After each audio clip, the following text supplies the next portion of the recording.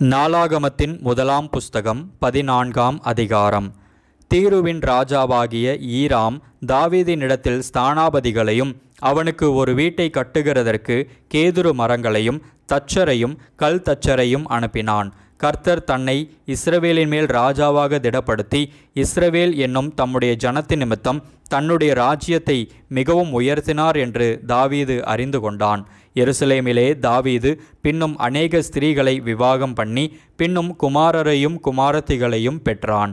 எருசலேமிலே அவனுக்கு பிறந்த குமாரரின் நாமங்களாவன: சம்முவா, சோபாப், நாத்தான், சாலமோன், இப்கார், எலிசூவா, எல்பெலேத், நோகா, நெப்பேக், யப்பியா, எலிஷாமா, பெலியாதா, எலிபெலேத் என்பவைகள். தாவீது சமஸ்த இஸ்ரவேலின் மேலும் ராஜாவாக அபிஷேகம் பண்ணப்பட்டதை பெலிஸ்தர் கேள்விப்பட்ட போது பெலிஸ்தர் எல்லாரும் தாவீதை தேடும்படி வந்தார்கள். அதை தாவீது கேட்டபோது அவர்களுக்கு விரோதமாக புறப்பட்டான். பெலிஸ்தர் வந்து ரெப்பாயிம் பள்ளத்தாக்கிலே பரவியிருந்தார்கள். பெலிஸ்தருக்கு விரோதமாக போகலாமா, அவர்களை என் கையில் ஒப்புக்கொடுப்பீரா என்று தாவீது தேவனை கேட்டபோது கர்த்தர், போ, அவர்களை உன் கையில் ஒப்புக்கொடுப்பேன் என்றார். அவர்கள் பாகால் பிராசீமுக்கு வந்தபோது தாவீது அங்கே அவர்களை முறியடித்து, தண்ணீர்கள் உடைந்தோடுகிறது போல தேவன் என் கையினால் என் சத்துருக்களை உடைந்தோட பண்ணினார் என்றான். அது நிமித்தம் அந்த ஸ்தலத்திற்கு பாகால் பிராசீம் என்னும் பெயரிட்டார்கள். அங்கே அவர்கள் தங்கள் தெய்வங்களை விட்டு ஓடி போனார்கள். தாவீது கற்பித்தபடி அவைகள் அக்கினியாலே சுட்டெரிக்கப்பட்டன. பெலிஸ்தர் மறுபடியும் வந்து அந்த பள்ளத்தாக்கிலே இறங்கினார்கள். அப்பொழுது தாவீது திரும்ப தேவனிடத்தில் விசாரித்ததற்கு தேவன், நீ அவர்களுக்கு பின்னாலே போகாமல் அவர்களுக்கு பக்கமாய் சுற்றி முசுக்கட்டை செடிகளுக்கு எதிரே இருந்து அவர்கள் மேல் பாய்ந்து முசுக்கட்டை செடிகளின் நுனிகளிலே செல்லுகிற இரைச்சலை நீ கேட்கும்போது யுத்தத்திற்கு புறப்படு. பெலிஸ்தரின் பாளையத்தை முறிய அடிக்க தேவன் உனக்கு முன்னே புறப்பட்டிருப்பார் என்றார். தேவன் தனக்கு கற்பித்தபடியே தாவீது செய்தபோது பெலிஸ்தரின் இராணுவத்தை கிபியோன் துவக்கி காசேர் மட்டும் முறிய அடித்தார்கள். அப்படியே தாவீதின் கீர்த்தி சகல தேசங்களிலும் பிரசித்தமாகி அவனுக்கு பயப்படுகிற பயத்தை கர்த்தர் சகல ஜாதிகளின் மேலும் வரப்பண்ணினார். நாளாகமத்தின் முதலாம் புஸ்தகம் 15ஆம் அதிகாரம். அவன் தனக்கு தாவீதின் நகரத்தில் வீடுகளை உண்டாக்கி தேவனுடைய பெட்டிக்கு ஒரு ஸ்தலத்தை ஆயத்தப்படுத்தி அதற்கு ஒரு கூடாரத்தை போட்டான். பிற்பாடு தாவீது, லேவியர் ஒழிய வேறொருவரும் தேவனுடைய பெட்டியை எடுக்கலாகாது. தேவனுடைய பெட்டியை எடுக்கவும் என்றைக்கும் அவருக்கு பணிவிடை செய்யவும் அவர்களையே கர்த்தர் தெரிந்து கொண்டார் என்றான். அப்படியே கர்த்தருடைய பெட்டிக்கு தான் ஆயத்தப்படுத்தின அதன் ஸ்தலத்திற்கு அதை கொண்டு வரும்படி தாவீது இஸ்ரவேலை எல்லாம் எருசலேமிலே கூடி வரச் செய்தான்.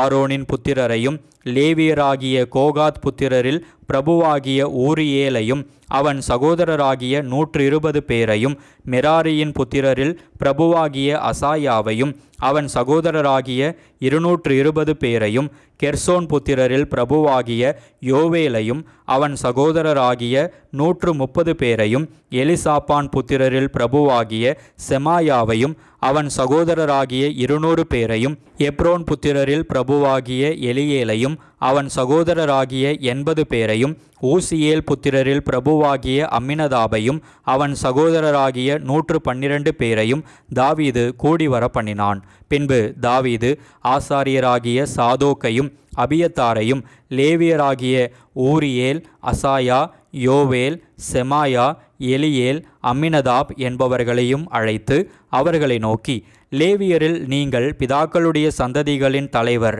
நீங்கள் இஸ்ரவேலின் தேவனாகிய கர்த்தரின் பெட்டியை அதற்கு நான் ஆயத்தம் பண்ணின ஸ்தலத்திற்கு கொண்டு வரும்படி உங்களையும் உங்கள் சகோதரரையும் பரிசுத்தம் பண்ணி கொள்ளுங்கள்.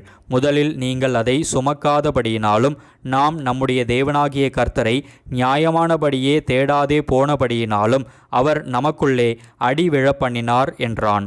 அப்படியே ஆசாரியரும் லேவியரும் இஸ்ரவேலின் தேவனாகிய கர்த்தரின் பெட்டியை கொண்டு வர தங்களை சுத்தம் பண்ணி கொண்டார்கள். பின்பு லேவி புத்திரர் கர்த்தருடைய வார்த்தையின்படியே மோசே கற்பித்த பிரகாரம் தேவனுடைய பெட்டியை அதன் தண்டுகளினாலே தங்கள் தோள்மேல் எடுத்து கொண்டு வந்தார்கள். தாவீது லேவியரின் பிரபுக்களை நோக்கி, நீங்கள் உங்கள் சகோதரராகிய பாடகரை தம்புரு, சுரமண்டலம், கைத்தாளம் முதலிய கீதவாத்தியங்கள் முழங்க தங்கள் சத்தத்தை உயர்த்தி சந்தோஷமுண்டாக பாடும்படி நிறுத்த வேண்டும் என்று சொன்னான்.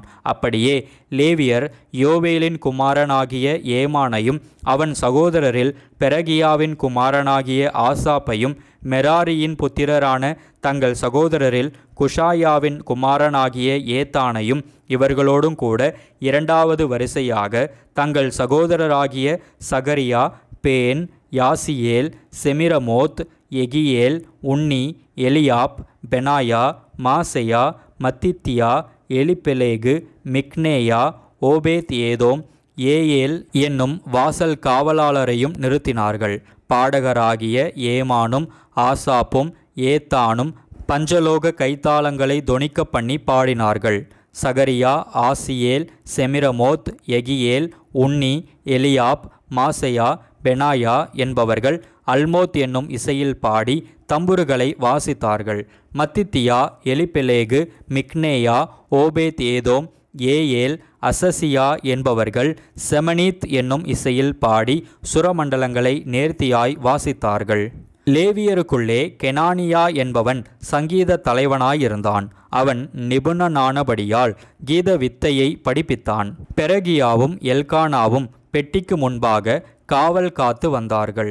செபனியா, யோசபாத், நெதனயேல், அமாசாயி, சகரியா, பெனாயா, எலியேசர் என்னும் ஆசாரியர் தேவனுடைய பெட்டிக்கு முன்பாக பூரிகைகளை ஊதினார்கள். ஓபேத் ஏதோமும் எகியாவும் பெட்டிக்கு வாசல் காவலாளராயிருந்தார்கள். இப்படி தாவீதும் இஸ்ரவேலின் மூப்பரும் 1000 சேர்வைக்காரரும் கர்த்தருடைய உடன்படிக்கை பெட்டியை ஓபேத் ஏதோமின் வீட்டிலிருந்து மகிழ்ச்சியோடே கொண்டு வர போனார்கள். கர்த்தருடைய உடன்படிக்கை பெட்டியை சுமக்கிற லேவியருக்கு தேவன் அனுக்கிரகம் பண்ணினபடியால் அவர்கள் 7 காளைகளையும் 7 ஆட்டுக்கடாக்களையும் பலியிட்டார்கள். தாவீதும் பெட்டியை சுமக்கிற சகல லேவியரும் பாடகரும் பாடகரின் வேலையை விசாரிக்கிற தலைவனாகிய கெனானியாவும் மெல்லிய புடவையான சால்வைகளை தரித்திருந்தார்கள். தாவீது சணல் நூல் ஏபோத்தை தரித்திருந்தான்.